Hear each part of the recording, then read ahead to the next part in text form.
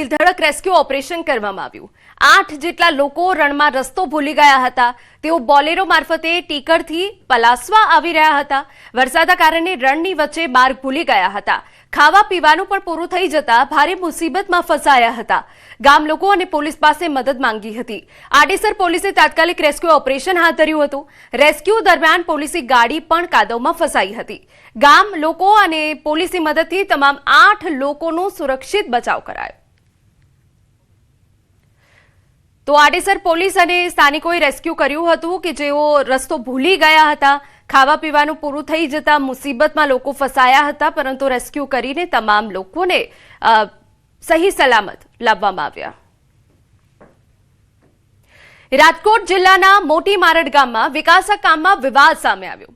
સ્થાનિકો આક્ષેપ કરી રહ્યા છે કે મોટી મારડ જવાના માર્ગે બનાવવામાં આવેલા નવા કોઝવેમાં મોટા ભ્રષ્ટાચાર થયા। સ્થાનિકોનો આક્ષેપ છે કે કામમાં તદ્દન હલકી કક્ષાનું મટીરીયલ વપરાયું છે। રસ્તા પર તિરાડો પડી ગઈ છે અને હાથથી ઉખેડીએ તો પણ કપચી અને માલ ઉખડી જાય છે। ખેડૂતોએ આશંકા વ્યક્ત કરી કે આગામી ચોમાસામાં આ પુલ ટકી શકશે નહીં। જિલ્લા પંચાયતથી 10 લાખ રૂપિયાની ગ્રાન્ટમાંથી આ કોઝવે બનાવવામાં આવ્યો છે। જો કે આ મામલે મોટી મારડ ગામના સરપંચ શર્મિલાબેન ચાવડાએ ખેડૂતોના તમામ આક્ષેપોને પાયાવિહોણા ગણાવ્યા છે। તેમનું કહેવું છે કે બાજુમાં ચાલી રહેલા સોલાર પ્રોજેક્ટ માટે સામાન લઈ જતા ભારે વાહનો પુલ પરથી પસાર થવાના કારણે કોઝવેને નુકસાન પહોંચ્યું છે, નહીં કે ખરાબ મટીરીયલના કારણે। ત્યારે હવે સ્થાનિકો આ મામલે તપાસની માંગ કરી રહ્યા છે। આ જે જિલ્લા પંચાયતની ગ્રાન્ટ છે એ 10 લાખની ગ્રાન્ટ હતી। એમાં અત્યારે ક્રોઝવે ઉપર તમે જોવો તો તિરાડો પડી ગઈ છે અને આમાં હાથેથી આમ અડો તા ઉખડી જાય છે। તો આમાં મોટા પાયે ભ્રષ્ટાચાર થયો છે। જે કોઈ લાગતા વખતા અધિકારીઓ આમાં સામેલ હોય એની ઉપર કાયદેસરની તપાસ કરી અને પગલાં લે।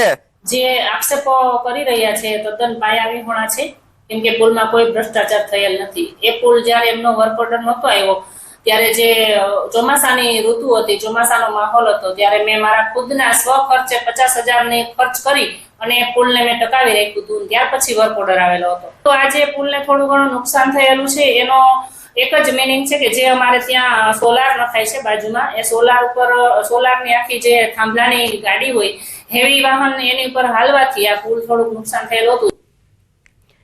બાર કાઉન્સિલ ઓફ ગુજરાતની ચૂંટણીનું અંતિમ પરિણામ જાહેર। વિજયી થયેલા તમામ 23 ઉમેદવાર વકીલોના નામ બાર કાઉન્સિલ ઓફ ગુજરાતે જાહેર કર્યા। તમામ 23 વિજેતા વકીલો બાર કાઉન્સિલ ઓફ ગુજરાતના હોદ્દેદાર બન્યા। 6 માર્ચે રાજ્યના 150 સેન્ટર પર મતદાન યોજાયું હતું। આ ચૂંટણીમાં 99 એડવોકેટ ઉમેદવાર તરીકે ઉભા હતા।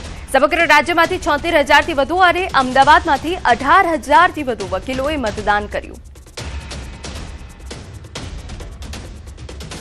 અમદાવાદ મ્યુનિસિપલ કમિશનર બંછાનિધિ પાનીની અધ્યક્ષતામાં સંકલન સમિતિની બેઠક યોજાઈ। આ સંકલન બેઠકમાં ભાજપ ધારાસભ્યોએ વિસ્તારની રજૂઆત કરી।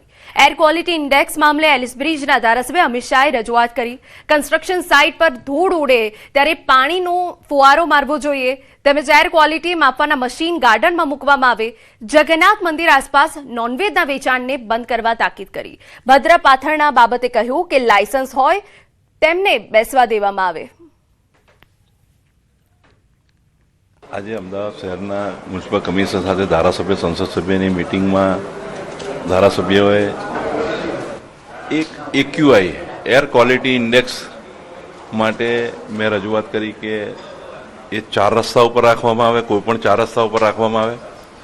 એક એવી માહિતી છે કે એ બગીચામાં રાખીને એની પર પાણી છાંટીને એર ક્વોલિટી ઇન્ડેક્સ ઓછો આવે એવો પ્રયત્ન કરવામાં આવે છે। એના બદલે સાચો એર ક્વોલિટી ઇન્ડેક્શન આવે। અમદાવાદના દસક્રોઈમાં આવેલ શ્રી કલ્કી તીર્થધામ પ્રેરણાપીઠ ખાતે 552મો પરંપરાગત સંઘમેળો ધામધૂમથી યોજાયો। આ સંઘમેળામાં ગુજરાત અને દેશભરના 33 જેટલા પગપાળા સંઘો પદયાત્રા કરી પવિત્ર તીર્થ સ્થળ પર પહોંચ્યા હતા। પદયાત્રીઓ સંઘોના કાર્યક્રમમાં સંતોના આશીર્વાદ અને પદયાત્રી સંઘોના દર્શન શ્રવણનો લાભ મોટી સંખ્યામાં ભક્તોએ લીધો। આ પ્રસંગે જગન્નાથ ના શ્રી જ્ઞાનેશ્વર દેવાચાર્યજી મહારાજ અને સંતો મહંતો અને વિવિધ સમુદાયના મહાનુભાવો ઉપસ્થિત રહ્યા।